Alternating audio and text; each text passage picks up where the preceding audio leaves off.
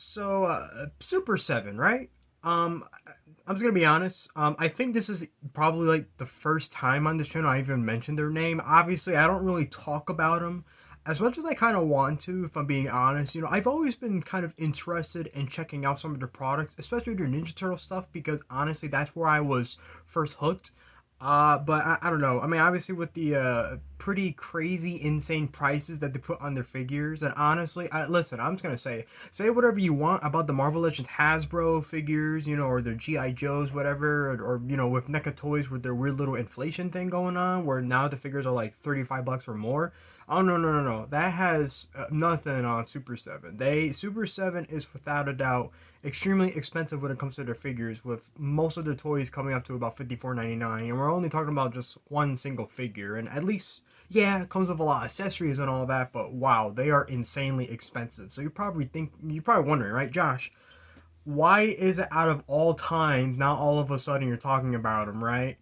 I mean, I could talk about him, right? And I could make fun of him maybe a little bit, right? Even though I haven't really known him for that long. So before I continue, let me just fix up this brightness a little bit, because I don't know why my phone likes to do that. I mean, it doesn't always do it, that weird on and off thing with the brightness.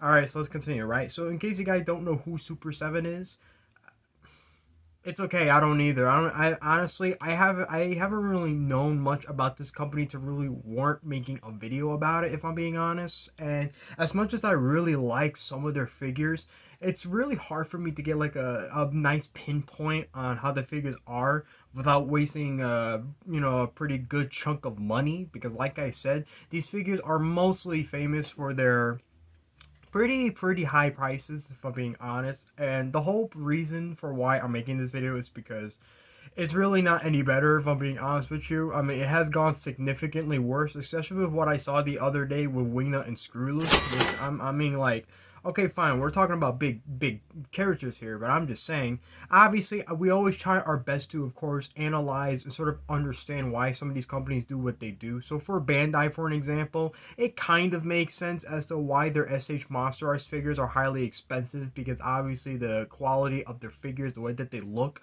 all the detailing that they put in is significantly a lot of effort, except for when people usually get them, because obviously one of the biggest things is that for some odd reason they always end up having some sort of weird funny issue, whether it's smudged paint or pieces coming off. That's another thing too. Their plastic is like either super tight or it's really brittle to where it breaks easily. I don't know what it's like in Super 7's case, because that's the other part I'm kind of wondering, is with the quality of the plastic. I mean, how much money are they pouring their soul out to make these figures super expensive? Because I always try to point out that there's always a reason behind stuff like this. That's why whenever I hear that a figure is, an action figure gets crazy expensive for whatever reason, I try my best not to jump to conclusions so quick and just start pointing fingers and be like, oh, raising prices, just take our monies, whatever. There's always got to be something going on that we're not aware of. But for Super 7, I'm sorry, I can't help but wonder, why are these prices so insanely high? And it's like, honestly, there's like a whole sort of history to it. I mean, I want to go a little bit back towards the Ninja Turtle thing, because mostly that's kind of where I got interested. But at the same time, I was pretty disinterested, and the reason why is because I remember the popularity at the time was also during NECA's rise with their TMNT figures, because obviously they're still making them. I mean, there's still a couple that we've seen last year that have yet to hit stores, but slowly, bit by bit, they are coming. But I think the reason why it's taking so long is because obviously they don't want to overload the customers with so much stuff. Not to mention the whole scalping thing, which was a very huge issue when it came to the NECA TMNT stuff.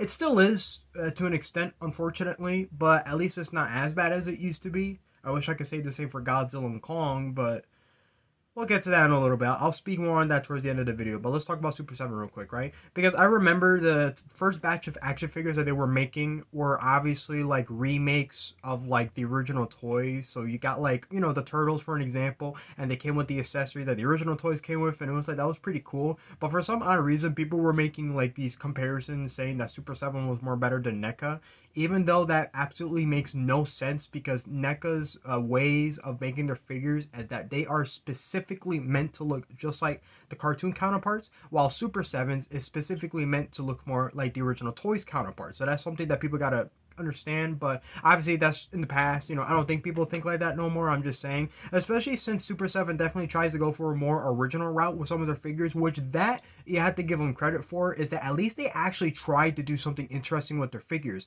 Like the Wingnut and Screwloose example that I use is like you look at the way that, Wingnut and Screwloose look. I mean, yeah, they still look very similar to their original toy counterpart from the 80s, but obviously you can see they got like the weird little mask thing going on. So neat little accessories, like something unique. Of course, same goes for the Leo, the Samurai Leo figure, which that I've always loved so much. And the amount of accessories he came with too, I was like, okay, that's sort of a win. But at the same time, that's still pretty expensive for $54. No, $54.99. Honestly, that's not even counting tax if you buy them in stores.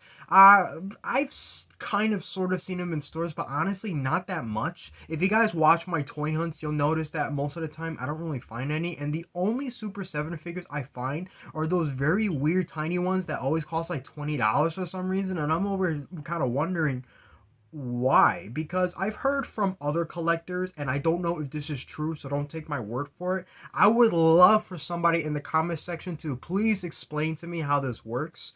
Where some people say that because Super 7 is like an independent company, that's kind of why they make up their own price ranges. And it's not like with the big companies like Hasbro, where there's sort of a weird reason behind their price increase. Because obviously it's $25 for one action figure, and if it's not entirely great, obviously, yeah, that could hurt the collectors a little bit.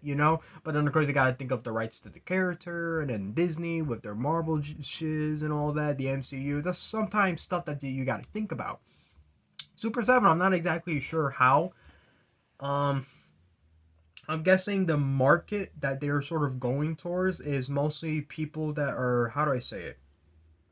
I feel like they're going less for like the collector's route, but they're going more for like people that are like really, really like, I mean, I don't want to sound insulting when I say this, but I don't know if they're going for a very specific crowd where, especially when it comes to their figures, that because they made stuff like G.I. Joe, Thundercats, He-Man to an extent as well. And of course, those are very old properties from like the 1980s and stuff like that. Now, they've done other stuff too, like the Toxic Crusaders and all that. Those are very nice looking figures, but you'll notice that a lot of them are very retro. And yeah, I would assume that they probably made some, figures based off of a recent property, although not that I really know of.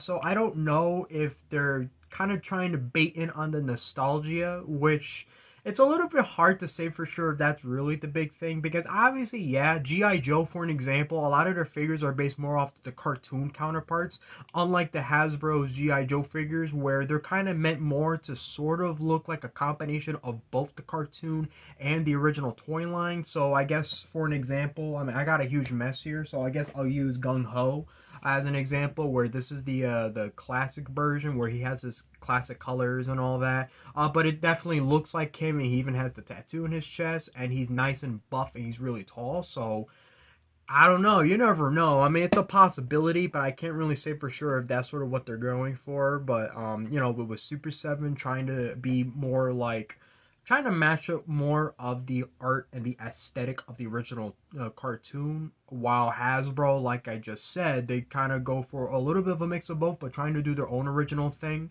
But honestly, you never really know. But it did, trust me, no. The last part of the story that I do want to mention is that not too long ago, like I want to say maybe a couple months ago or so, a lot of their figures were going on clearance. I mean, like, you get like the most expensive figures possible going down for like 20 something, and I'm thinking, wow, that's not good. So it's like, wow. And I remember it was such a huge significant impact too, because it wasn't just like on their website, it was in other retailers as well, where these figures were just kind of going on sale, and it was just specifically Super 7. It really wasn't anybody else. So it kind of made you wonder what's going on here. So it's like, is this company going bankrupt? And obviously, a lot of people had different mixed opinions on it. Some people were like, they don't really care because their figures were way too expensive for what they were anyway. And then others were obviously kind of worried because, you have companies, yeah, these toy companies make mistakes, very stupid mistakes, but at the same time, it's like, I don't know. it's hard to like look at that and then it's like you try to look at the other great stuff that they've made, you know. So like for an example, I'd be heartbroken if like they stop making GI Joe classifieds. I mean that's gonna be like a huge insult, which is ironic considering that their toys have actually sold very well to where they definitely want to expand more on the toy line.